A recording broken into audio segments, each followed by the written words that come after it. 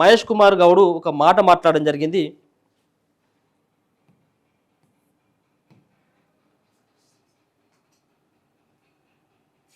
ఇది ఆంధ్రజ్యోతికి సంబంధించినటువంటి ఆర్కే పైన ఆయన రాస్తున్నటువంటి ఆ సంబంధించినటువంటి ఆర్కే కొత్తపల్క అనేటువంటి ఏదైతే ఒక శీర్షిక ఉంటుందో దానిపైన నిన్న మహేష్ కుమార్ గౌడ్ మాట్లాడడం జరిగింది. ఆర్కే పలుకుల వెనుక ఉన్నదెవరో అందులో మోడీ పలుకులు మాత్రమే కనిపిస్తున్నాయి. ఆయనతో ఏ శక్తులు రాయించాయి? రాహుల్పై వ్యాసం కాంగ్రెస్ మనోభావాలను దెబ్బతీసింది. టీపీసీసీ చీఫ్ మహేష్ కుమార్ గౌడ్ ఓ ప్రముఖ దినపత్రికలో లోక్సభ ప్రతిపక్ష నేత రాహుల్ గాంధీపై వచ్చిన వ్యాసంపై టీపీసీసీ అధ్యక్షుడు మహేష్ కుమార్ గౌడ్ ఘాటుగా స్పందించారు. ఆదివారం ఆయన గాంధీ భవన్లో మీడియాతో మాట్లాడారు. ఆర్కే రాధాకృష్ణ పలుకుల వెనుక ఉన్నది ఎవరోననే అనుమానం కలగక తప్పడం లేదని, ఆర్కేతో ఏ శక్తులు ఈ వ్యాసం రాయించాయో ఆయన పలుకు కనిపించడం లేదు, మోడీ పలుకులు మాత్రమే కనిపించాయి అని విమర్శించారు.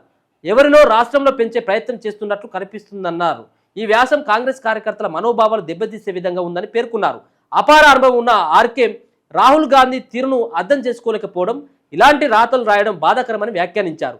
ఈ దేశ ప్రధాని పదవిని తిరస్కరించిన రాహుల్ కుటుంబం ఎందులో తక్కువగా కనిపిస్తుందో ఆయనకే తెలియాలన్నారు. ఆర్కే పలుకు ప్రామాణికమని, ఆయనంటే గౌరవమని, కానీ ఆయన వ్యాసంలో రాహుల్ గాంధీ మీద ఎందుకు అలా రాశారో అర్థం కావడం లేదని చెప్పారు. కాంగ్రెస్ మూల సిద్ధాంతం సమానత్వం. రాహుల్ గాంధీని తగ్గించి మోడీని పెంచితే ఈ దేశం లాభపడుతుందా అని ప్రశ్నించారు. పెద్దన్నలా రాహుల్కు వెన్నుదన్నలా నిలవాల్సింది పోయి ఇలా చేయడం శ్రేయస్కరం కాదన్నారు. సమాజ శ్రేయస్సు కోసం వ్యాసాలు రాసే ఆర్కే రాహుల్ గాంధీ మీద ఇలాంటి రాతలు రాయడం మంచిది కాదని చెప్పారు. ఆయనతో ఏ శక్తులు ఇలా రాయించాయో దేవుడికే తెలియాలన్నారు. ఎవరి లబ్ధి కోసం వ్యాసం రాస్తారో తెలియదు అని పేర్కొన్నారు. నెహ్రూ అంటే ఇండిపెండెంట్ ఇంటిగ్రేషన్ తరహాలో అభివృద్ధి పనులు చేశారని తెలిపారు. గరీబీ హటావో అనే నినాదంతో ఇందిరాగాంధీ అభివృద్ధి పనులు చేశారని చెప్పారు. సోషల్ జస్టిస్ పేరుతో రాహుల్ గాంధీ కొట్లాడితే ఎక్కడ మిస్టేక్ జరిగిందో అర్థం కావడం లేదన్నారు. దేశ సంపద 90% ఇద్దరి చేతుల్లో ఉండిపోయిందని వివరించారు.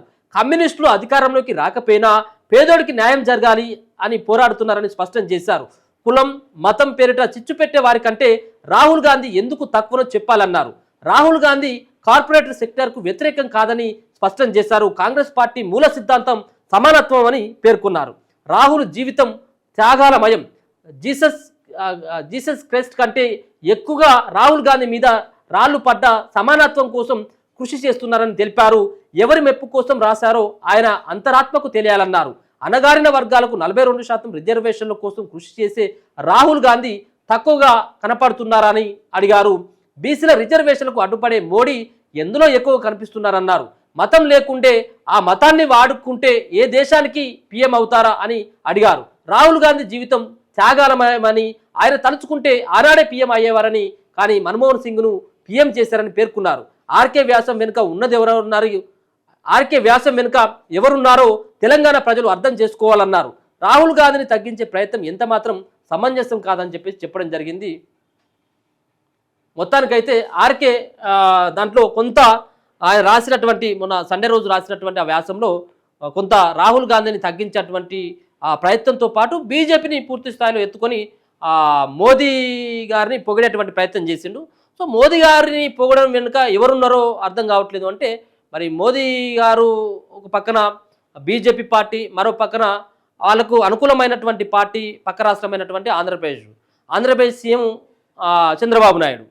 సో చంద్రబాబు నాయుడికి ఫేవర్లో ఆంధ్రజ్యోతి పత్రిక ఉంటుంది. అంటే ఆంధ్రజ్యోతి పత్రికలో ఈ వ్యాసం వెనుక చంద్రబాబు నాయుడు యొక్క హస్తం ఉందన్నటువంటి ఒక భావనతోటి నిన్న మహేష్ కుమార్ గౌడ్ మాట్లాడినట్టుగా స్పష్టంగా అర్థమవుతా ఉన్నది.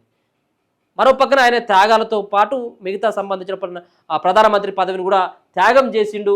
మరి ఆయన గురించి ఎట్లా రాయబుద్దైంది? ఈ ఆర్కే పలుకు కాదు, ఈ పలుకు వెనుక ఇంకెవరో ఉన్నారని చెప్పేసి ఆయన చేసినటువంటి వ్యాఖ్యలు అయితే కనబడతాం.